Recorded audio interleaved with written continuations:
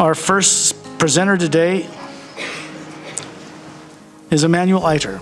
Did I say that correct? You had a moment of hesitation. I had to think about the last name just a teeny bit, smidgen. And he can introduce himself and have at it and have fun. You know, my nickname used to be E.T., so I think I fit perfectly here. Because Emmanuel ITIER, so everybody was like, eh. I'm like, yeah, okay, you found me. I surrender. Take it away. Well, hello, everybody. You had a good lunch? You ready for some fun? Cool. Let's get going. So as you said, my name is Emmanuel ITIER. I'm French. Yes, with an accent like this, it's hard to hide it. I live in the US for the last 30 years. And how did that happen that I do these films? Ta-da! Well, I was 15. I was sitting in a theater like this, looking at a math professor, and I couldn't understand a word of what he was saying. He was doing some weird formulas, and in my crazy brain, I'm French again, that explains, I heard a poem. So here I am writing a poem in a math class. Who am I? You know, it was kind of I was 15, kind of an existentialist, borderline suicidal, probably cry for help type of poem. But anyway, I go home, I sleep, and I see the poem as a movie, as a short. So I'm like, whoa, what's going on? You know, my mom is a teacher, my dad is a doctor, some very sane, down-on-earth people. And here I am having visions of some sort, you know. But I'm not Joan of Arc, I'm Emmanuel ITIER. And so, anyway, to make it short, I went ahead and put together a movie of my vision. And that's how I started my career. I never been to school, I never studied film. I'm just somebody that really think, therefore is, therefore do. And it's really where I want to lead us today, into our doing. Because I think, you know, we've been doing a lot of thinking, talking, and all of that, but we need to act at one point. And that's how your life gets transformed, when you really stand up and do the work and not only the talk.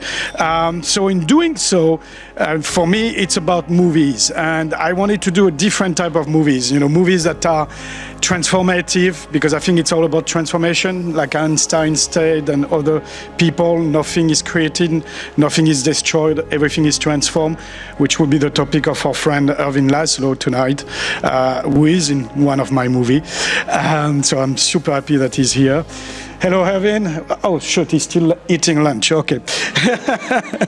Anyway, our movies are about transformation. You know, I think we are all brilliant geniuses. All of us are brilliant geniuses, and it's really important to have that inside of us. You know, that's the basic faith. And by the way, faith is not a religious term. Faith is a pagan verb that comes from the old Roman times, and which is fidere, and it means to trust.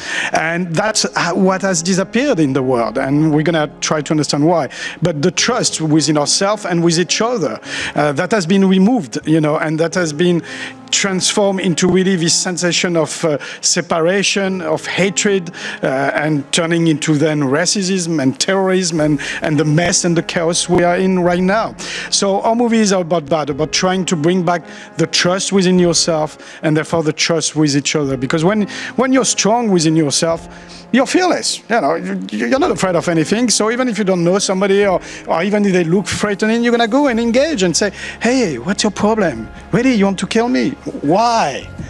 Why? Let's talk about it before you shoot me." You know, and it does usually work. I mean, you have to talk fast and act fast, especially if they have a gun. Yeah. Anyway. Don't always follow my advices, by the way, you know. But anyway, so we created, and when I say we, it's really my wife, who is really the better half, but she couldn't be here, so you end up with a poor, silly French guy, myself, and then we have a partner named Sharon Stone, the actress. And for the last 10 years, we've been doing quite amazing work around the world, and there can be that movie, Femme, and we're gonna watch a trailer, which is really women healing the world, and we went around the world and tried to understand really what's wrong about our planet, and for me, really, it's a realization that we have failed because we have really totally disassociated, castrated the feminine from the masculine.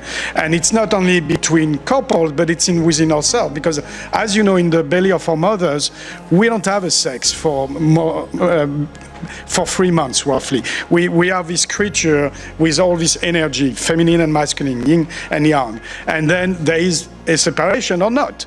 But in any case, we embody the feminine and the masculine. What's sad is that by age 4, 5, the little boy, and I was one of them, is told, hey, you cannot cry. Why do you cry? Hey, you cannot fail. Hey, you're the Superman. You're the God. Oh, by the way, here's a gun toy and go play with. That's it. That's how you screw a planet, by raising kids, boys, who have this Superman complex and who are incapable of loving, who are just programmed to kill. That's it. While you beautiful women on the other spectrum are just raised to protect, nurture, care, and love. But then you're dealing with idiots like us who don't know how to do that. So we have to really counter-program that and realize, and by the way, I'm doing that. I've got 3 boys, age 11, 4 and 2. I had to think about that because I'm terrible with numbers. But, when they cry, I don't say, hey, you sissy, shut up, toughen up, you're a man. What does that mean? You have a right to cry, you have a right to fail, and you have a duty to love. And that's what I tell my boys. I say, it's fine, you can be whatever, but you just never raise an arm on anybody, and even yourself, because it starts with yourself, the self-abuse, as we see. So that's fun. And then we do all the type of movie. We film regular dramas around the world. Red Passage is a beautiful Chinese movie that I shot in Hong Kong with Chinese partner last year. And then right now we're doing, among other things, a movie called The Cure, Healing the Mind, Healing the Body.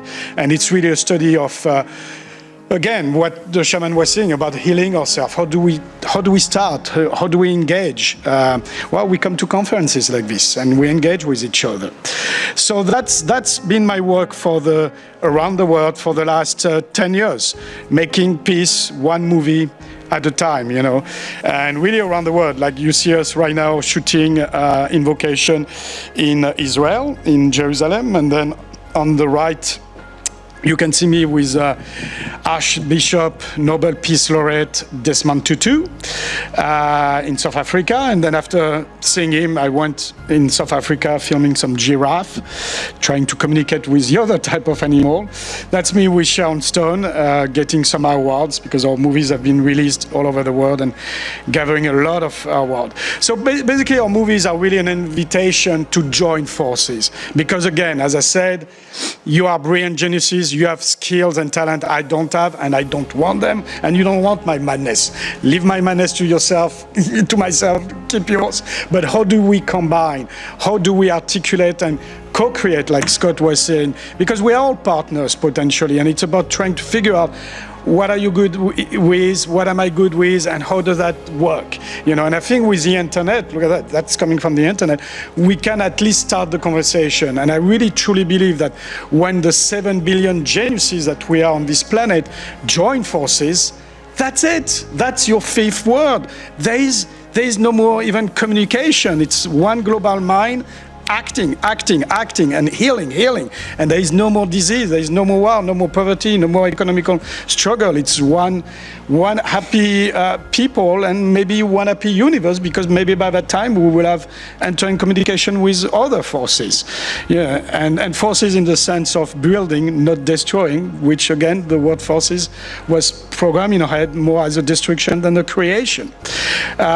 We do also commercial from time to time. That's a shot from a commercial we just did. And that's pretty much it in a nutshell right now. So why don't I, instead of talking and not having subtitle, so make it very hard for you to understand me, show you in images what we do. So the first movie that came from that collaboration was the Invocation. And the Invocation is a study of oneness, from the notion of energies to God and in between. We went all around the world, met with brilliant minds such as Irving, in, Laszlo, who's going to join us sooner than later. And here it is. Check out the trailer for The Invocation.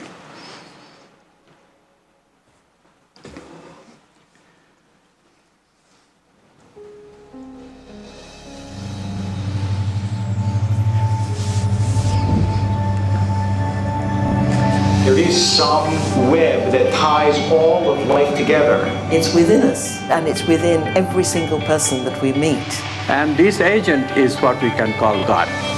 This thing that we're all connected is finally dawning on people in a very basic sense. We can manifest a world that works for the highest and best within all of us. When you start to deny people of another cultural background the ability to receive the spirituality of God, that leads to war. If you can heal your own aggression, your own selfishness, violence, greed, you begin the process of helping the world. The greatest voices for peace through history have been very deeply spiritual and faithful people. Mine eyes have seen the glory of the coming of the Lord. Our experience as humans would be improved if we regarded as our highest vocation the commonality of our species. To have a living experience of uniqueness. God is not difficult to find. God is impossible to avoid. What is beginning to happen is an awakening on the part of people. There's a revolution of spiritual seekers and warriors coming out. Look at all of these people marching for peace together at the exact same time. Humanity. It's remarkable. It's magic. The journey into self-realization and discovery begins with a desire for connection. And it goes on and on and on. And it's already here. It's all over the internet. That's how we do our distribution, by the way, because when you do this film, the second tough part is to bring them to life, to bring them to you. But today, again, with the internet, the good news is that you can do that. You can put it on iTunes. We're really proud of our movie. We're really excited to be here, and thank you for being here with us. Actually, that's funny. That's we received an award in Beverly Hills, and Sean Stone showed up. So we were getting the award. Our film is a beautiful film, and I believe our film has a great statement to make. We had so many beautiful people come and talk in our movie, from the puppet to Oliver Stone to Deepak Chopra. So many people participated in the making of this beautiful film because so many people shared the belief that spirituality, your faith, your God, your belief in the planet is bigger than your fear, your anger, or your temporary lapses in courage. And my belief is that God, however you see God, I see God as love, is that God was smart enough to be able to speak all of the languages of religion, all of the languages of love, all of the languages of the way we express ourselves in faith. And therefore, all of those religions and spirituality and faith that God or any sort of gods may have invented are here to align us together and not to tear us apart. And so we have to believe that whatever thing is greater than we are, if we can put our egos aside and imagine there is something greater than us, is meant for us to align and love one another, is meant for us to be embracive of one another, and is meant for us to be peaceful with one another. And if we can imagine just for a second that ourself is just simply the possibility that exists in us. We as a self is just a possibility. That this moment is just a possibility of what we can be. It isn't even what we are. That just now is just the living, breathing possibility of ourselves.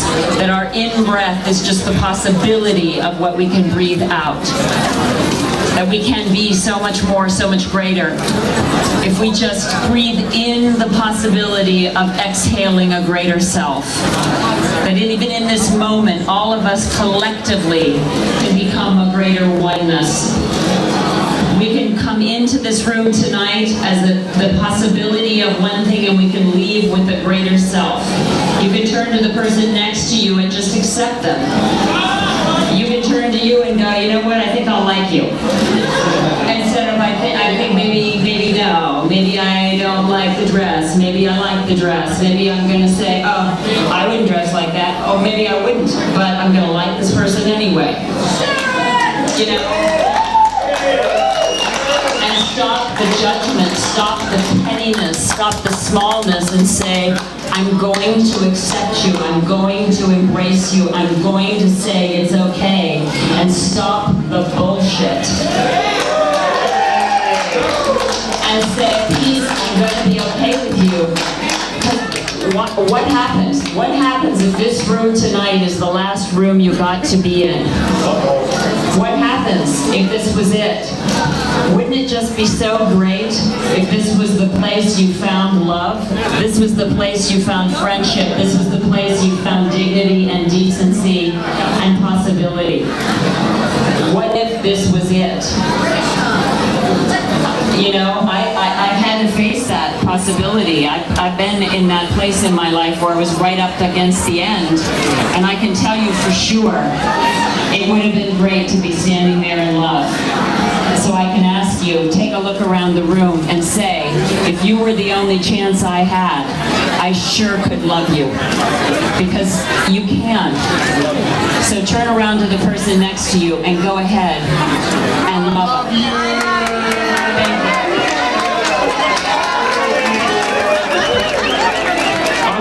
So that's what is fantastic. When you push a button, things come to life. You know, for example, I didn't program that video, and it came to the computer. Truly amazing how, again, you know, once you have a thought and you put it in action, wonderful things come beyond your imagination, beyond your own thinking, and that's why I always dare people to act and not just there and keep doing their thinking, their meditating, their praying. That's great, but that's not enough. That's not how you change the world. You change the world by standing up, by starting to walk. Thank you, Erwin Laszlo, for joining us. We just showed them the trailer of the invocation. Erwin is in it, and I learned a lot from this gentleman over there. So after doing the invocation, Sharon Stone and I had a little bit of a brainstorm session, and she said, well, that movie was great. What do you want to do next, Emmanuel? And I'm like, well, you know, I'm a man. I don't know anything about women. Why don't I do a feminist movie? You know, a movie just with women, and mainly maybe for women only at first. And she said, but you're crazy. You're going to fail. You're a guy. You don't know anything about us. I'm like, no, on the contrary. I want to learn. I want to seek. I want to wander around the world with all of you ladies and enlighten me, teach me, show me what's wrong with us and what's wrong with the world. So here it is, Femme, Women Healing the World.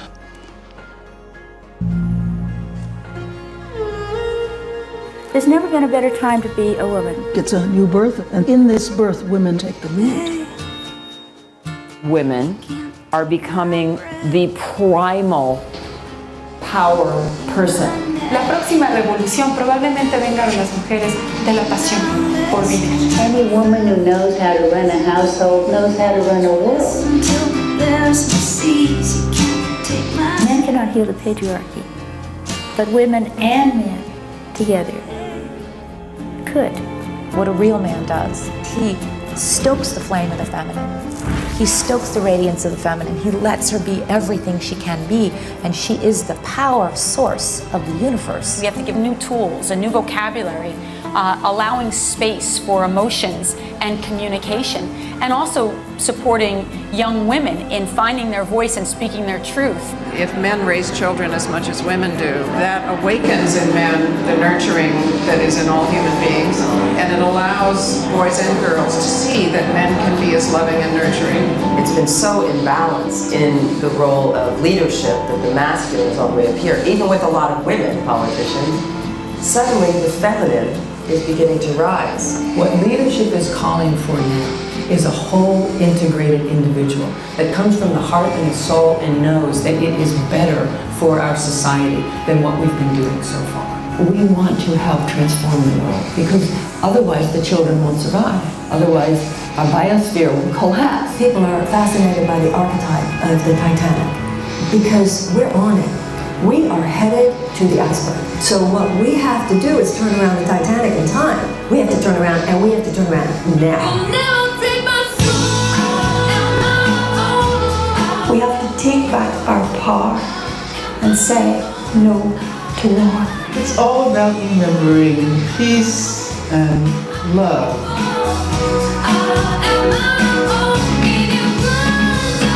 Women are the growing edge of our species right now. They are going to fix the world. Not anymore.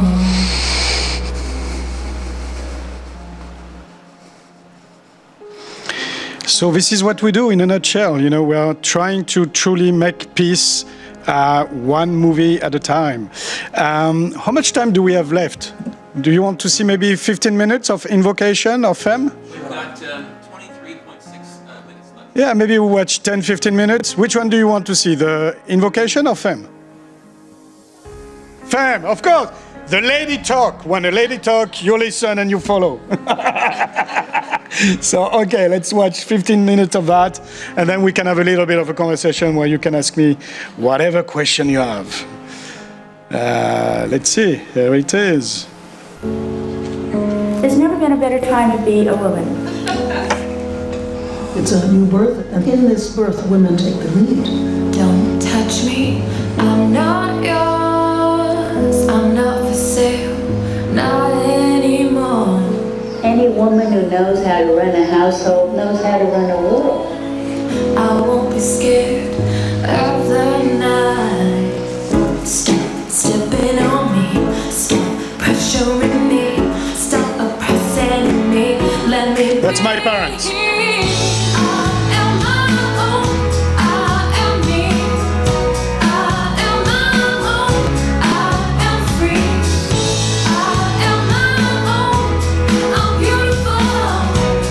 We need to kick ass.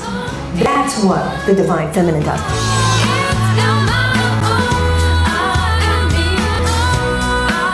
La próxima revolución probablemente venga de las mujeres de la pasión por vivir.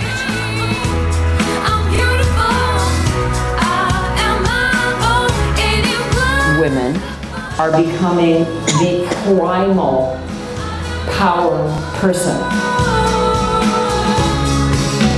Women are the growing edge of our species right now. They are going to fix the world. Not anymore.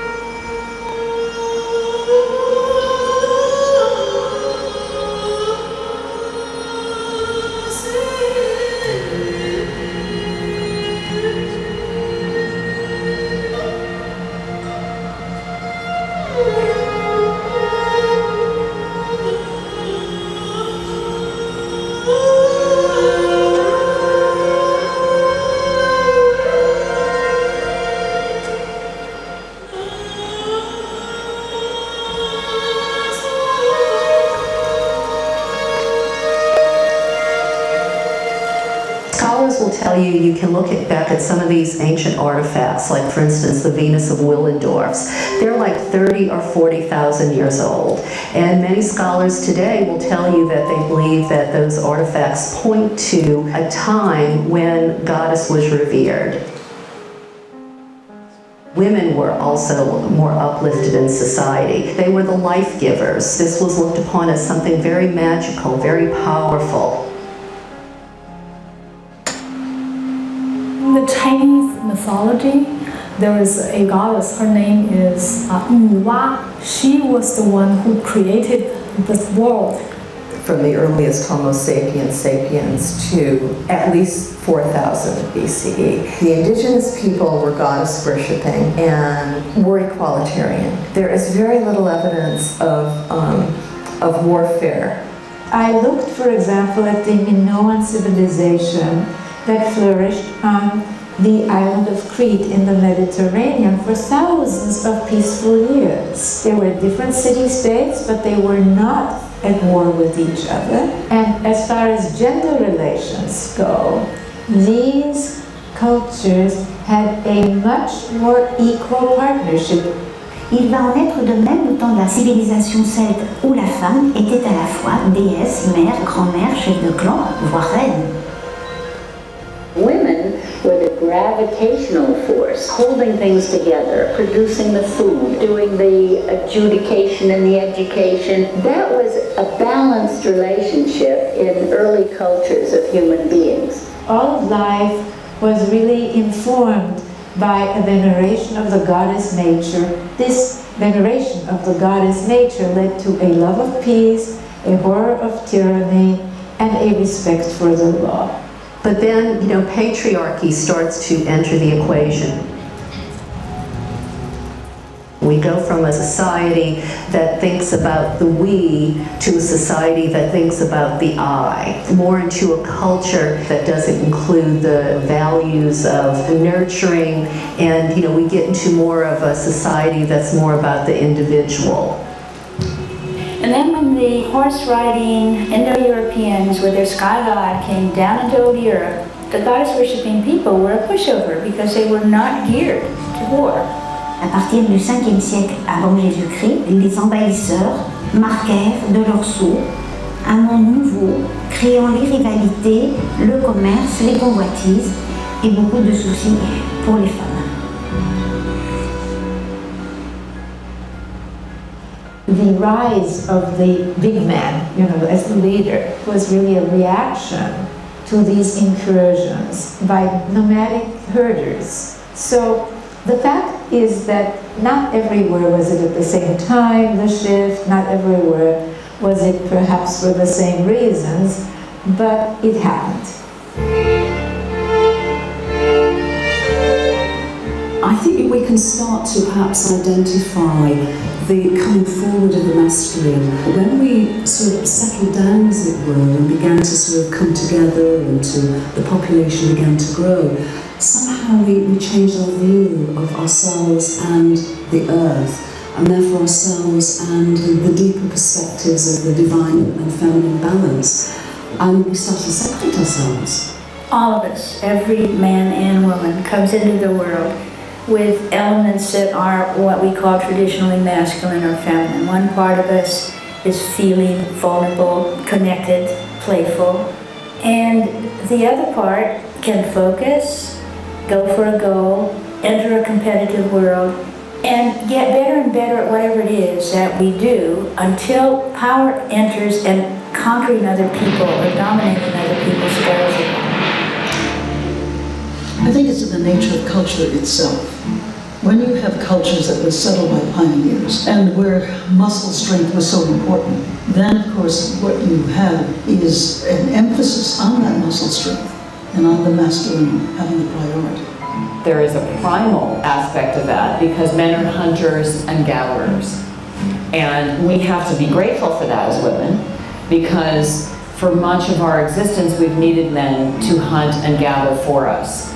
And it has been a big part of our ability to exist and to procreate. Women wanted men and needed men to protect themselves, to be the providers. And the men had a great burden with that. It's a Superman complex, and it was in order to protect and to prevail and to win. And certainly the women and the children were part of that. And then it became totally abusive in the patriarchy. when patriarchy supplanted, the matriarchal societies, basically it was this fear of women and of their power. And so there was this desire to control them and put them down and not give them a voice. It is part of the patriarchy to want to control. It is part of a hierarchical structure to want to control. If you have no control, then who's in authority? If we're all in authority, which is what the feminine teaches us, then there is nobody in control. And that is very threatening to the patriarchy. Patriarchal is father rule, and indeed in the patriarchal cultures the male always ruled. The pater familias, the father of the family, had complete right over life and death, over his whole family, which included his wife, his children, and any servants who worked for him.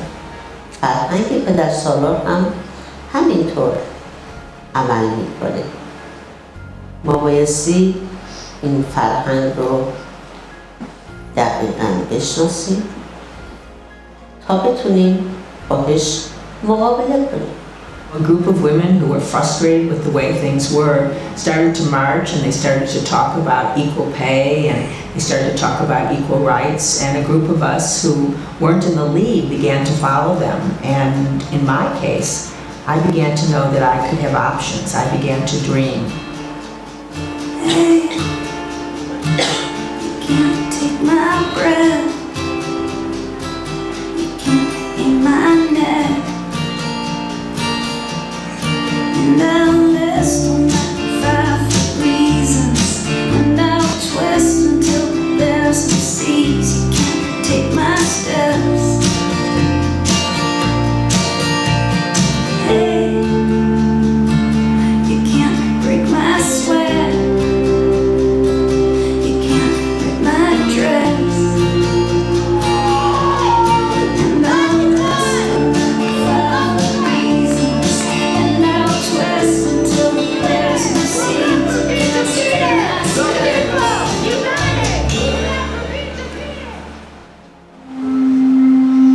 Up, we're gonna stop here. It's a tease. But I've got the movie for sale here for €10, so you can get it. So that's what we do. Right now we are pursuing the work of making peace one movie at a time. We are working on a movie I just mentioned called The Cure, Healing the Mind, Healing the Body. And actually I'm going to conduct an interview with Mr. Laszlo because I was so impressed by his participation in the first movie. We are doing another movie about politics and economics because I think we all been deceived by what we call politicians and economicians, and we have to first trying to understand what these words means, because I think we have forgotten the notion of true economics and politics. And I'm doing also a movie on shamanism, so I just interviewed the shaman that was here. But please, if you have any question about anything, ask me and I shall respond. Don't be shy.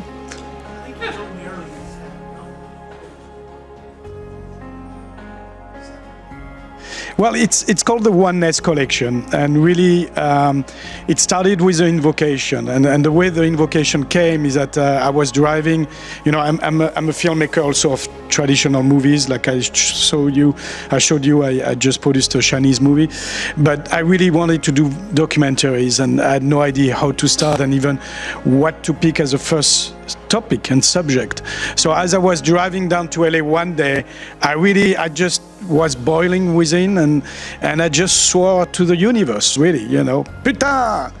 And I got my response. He said, well, you're going to do a movie about that, about existence, about God, So I was one of these crazy guys that for his first subject took a large subject matter as God. And by the way, the movie is called The Invocation because when I started to study and meet eminent people like Irvin, who I met in Mexico at a spiritual conference, I didn't want to call the movie and use the word God because I think that word has been, prostituted and abused so many times, so many ways, and is still. So I look into the word itself, and I go online and I'm looking for the etymology, the origin of the word.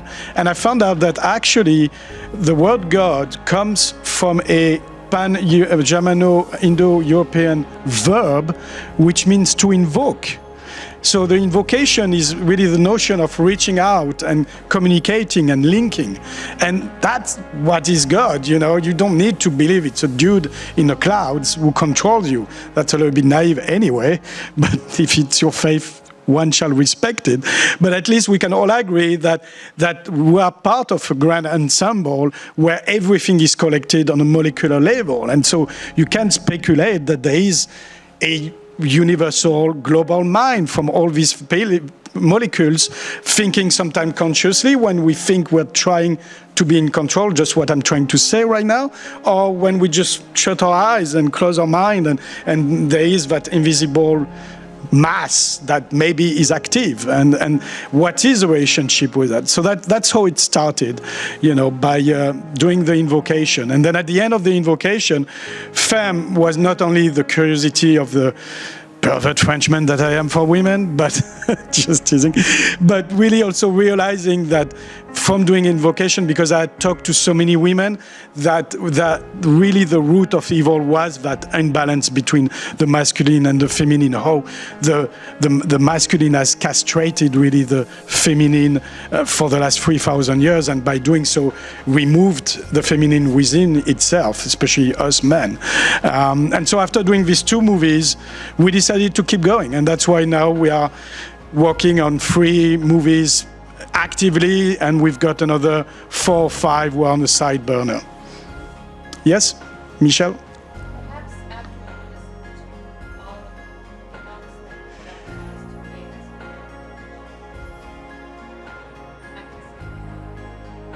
Actually, it's funny you mentioned that, because on my way here, I just got hired to do that movie on shamans, and I didn't even know there was a shaman, so look at the serendipity.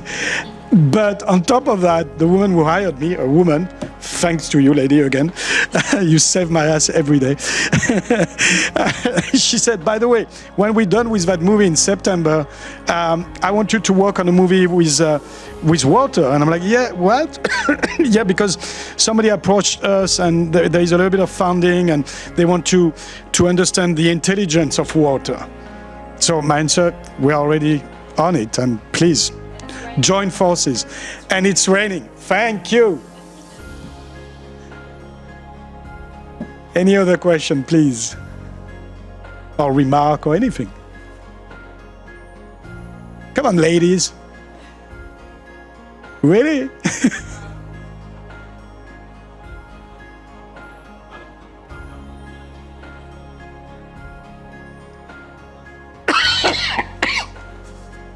Well, I think all these movies show that there is a shift, you know. And again, we are trying to definitely not preach with these movies. We're not showing you the way, because I don't think there is the way. You know, if anything, Gandhi said, you know, there is no way to peace. Peace is the way. So maybe the only way is peace, you know. But we are definitely doing that with our movie. We are showing that no matter what, you cannot stop what is in march, which is really a re-evolution of our species, of our humanity, of our universe. Nobody can truly know where it's going, but it's going toward a good solution, I think.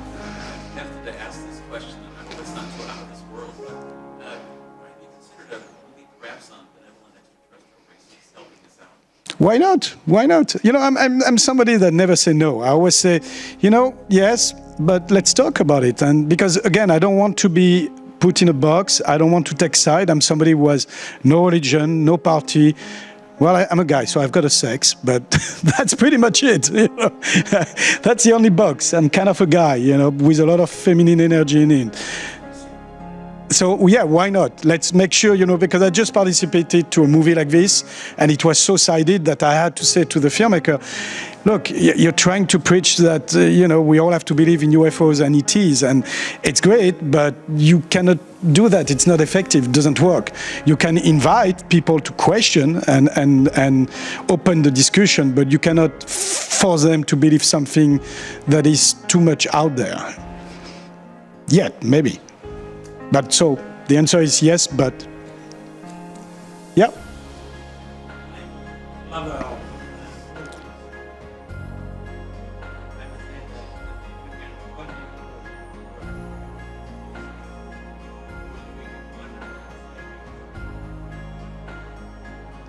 Thank you, I appreciate it. Yeah, it's about that. It's really passing on, what you learn and you understand to the young generation, because I think today, it's more than ever, it's really tough to be young and alive. They have so much manipulation imposed onto them, so much distraction. I see it with my kids, 11, 4, and 2, and the poor little creature, they are brainwashed every which way. They go to school and they hear Jesus Christ there, and we should all have guns, especially with Trump. I live in America. So it's insane, the brainwashing and the mental rape that's done on children today. So we have to be very vigilant. We have to educate, again, not preach, but educate and stimulate and open the mind, because again, we want these geniuses to blossom and come up with the solution that we couldn't come up with. And most of us believe that sex is important, but there is cosmic love. It's really important. Absolutely, that's what we have, like when Sean's son was saying, I dare you to look at each other and say, I love you. That's 3 words that create everything. You destroy everything. I love you, create a whole universe. So we have to constantly say it. We have to constantly do it. And again, any little act of caring and nurturing and protecting you can do with each other, that's it. That's how you make life be.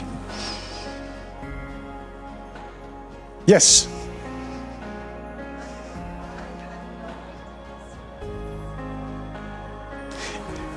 You thought I was just a French punk. And you're right about that, except it's the holy French punk.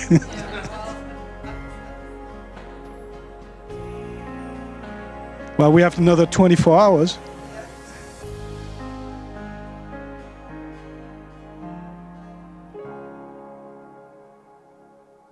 You're welcome. I love you.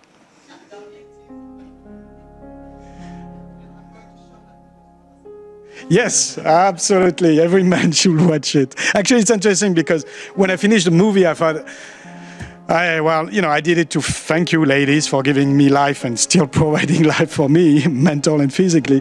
But, I thought, damn it. How are men going to react to it? And it was interesting because, we've been to at least 40, 50 film festivals and events around the world. And so many men come and hug me and with tears and like, oh my God, now I understand what's wrong with me or what's wrong with our planet. And I always tell them, well, you're welcome, my biggest revelation was to discover that as a man, I don't have to be a killer. I don't have to be an asshole. And that's important because we're not trained to do that, especially in the corporate world. You're trained to kill the other bastard because you're told that's it, take over, dismantle them, take all their resources. And you see it still happening with the Hopi people of this morning or the shaman. It's incredible. And we can reverse that, It took us 3,000 years to get into that mess, but everything is exponential today. So, a conference like this has an incredible impact. We are recording, we're on the internet, everybody's listening, it's spreading already. So I really think we can change our planet very effectively and very quickly if we all get to work. The problem is to spank our own butt and each other butt to get to work. Because so many people wait to be saved. And no, you are a savior. It's a messiah area. You cannot wait for one dude or woman to save you from your mess. You have the power within, so use it. just find what you're good with and just act with and on it. Yes. I'm just thinking of your movie as The Cure, when it's going to be so-called ready, and isn't there an intense alternative energy treatment, or you say that the problems of nearly 300,000 dying before society turns on the all this kind of stuff? Yeah, it's really, again, all my movies, as you can see, are global and filmed around the world. So with The Cure, healing the mind, healing the body, I'm really trying to attack, to understand, to study the concept of healing medicine-wise, old ancient tradition like shaman to new tradition like chemotherapy, spiritually different type of approach, understanding more consciousness. I think it's all linked, you know, it's linked also with our environment.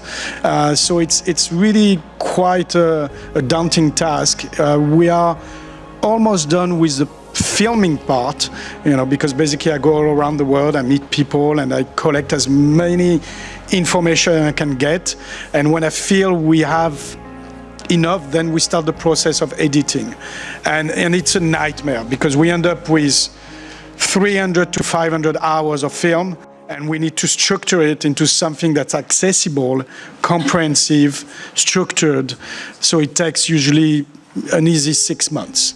Yes, my time is up, I know. Go home, E.T. Anyway. So to answer your question, we should be done hopefully by the end of the year, and I hope that film will start touring in film festival next year, you know. So, I mean, thanks to the first two movies, we have now really stretched out and built quite an extensive network for distribution and film festival events. So I'm very confident that this one's going to be even exposed more than the two previous ones. Well, thank you so much, everyone, for joining me. Peace to you. Get to work. And if you want the movies, $10 each, 2 for 15.